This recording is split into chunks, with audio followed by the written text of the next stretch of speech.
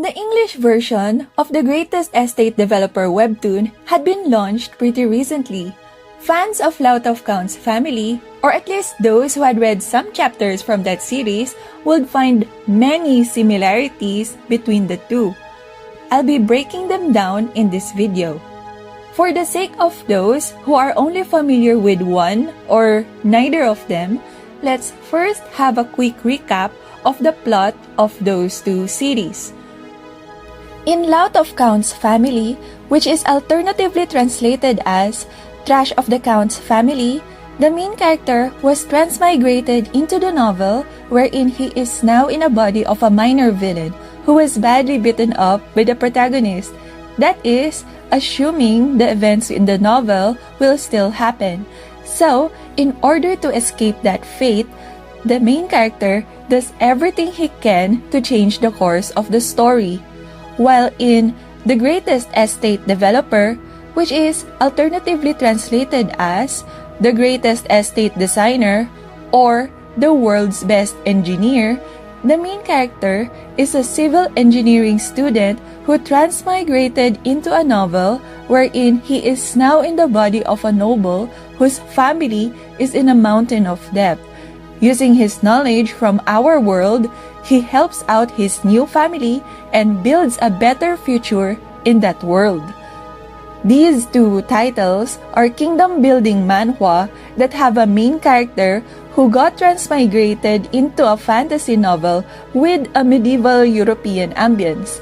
So, from the plot alone, we can spot plenty of similarities between the two series and its main characters already.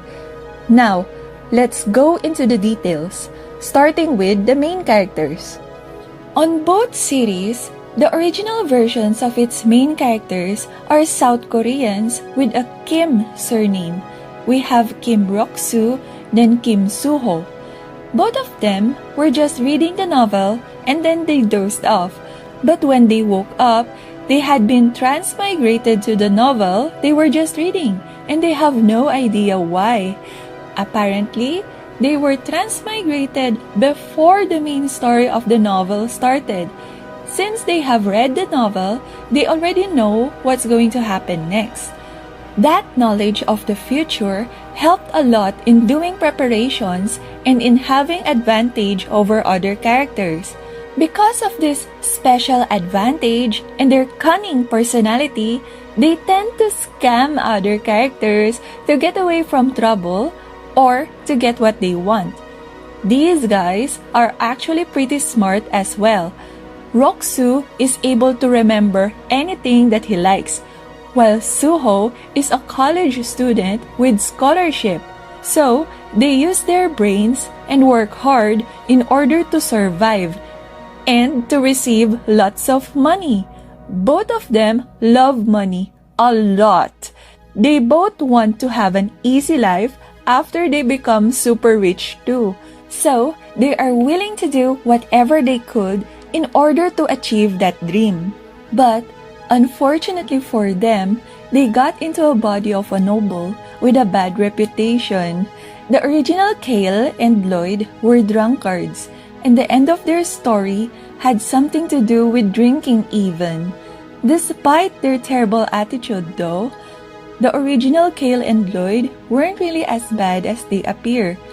Moreover, although they may have been feared by the villagers in their territory, they still have a loving family that cared for them nonetheless. Their past actions are giving trouble to the current Cale and Lloyd though, so these new guys try to be in character somehow so that the other characters won't be too suspicious. Others are really shocked about their sudden change in personality, and their loyal servants, who knew them for a long time, almost caught them. Speaking of servants, coincidentally, their main bodyguard is the original protagonist of the novel. Both Trehan and Javier Asrahan are very talented swordsmen. I guess you could say that they're very overpowered, not to mention pretty good looking.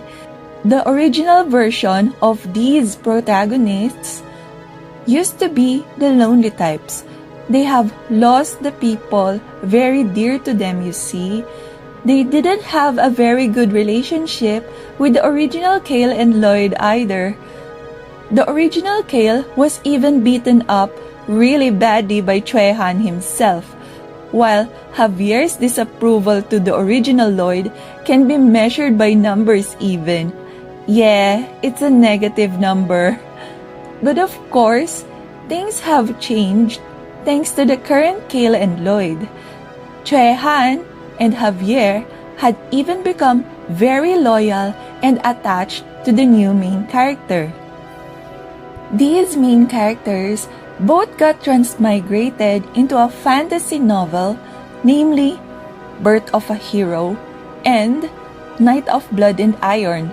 Those fantasy novels involve revenge and a lot of bloodshed, but the main characters now are no fighters, so they mainly use their wits in winning political and aristocratic battles. Of course, being in a fantasy story, they use magic and magical items too. They even have magical creatures who help them in the things that they need to do. They might have treated those creatures like servants sometimes, but they genuinely care for the little darlings, like family. They care enough that they'd even die for them. Speaking of which, the current Cale and Lloyd do actions that are very selfless, although they strongly deny it.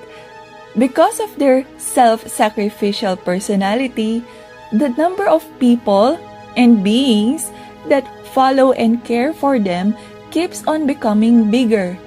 Although Cale and Lloyd are types who show a lot of bias to the ones they care about, they can actually be merciless and unforgiving to those who mess with them or with the ones they care about. Of course, in every argument, they will usually win. They somewhat get involved in physical fights sometimes, but most of the action is still handled by the original protagonist. Anyway, these manhwa are both based on a web novel.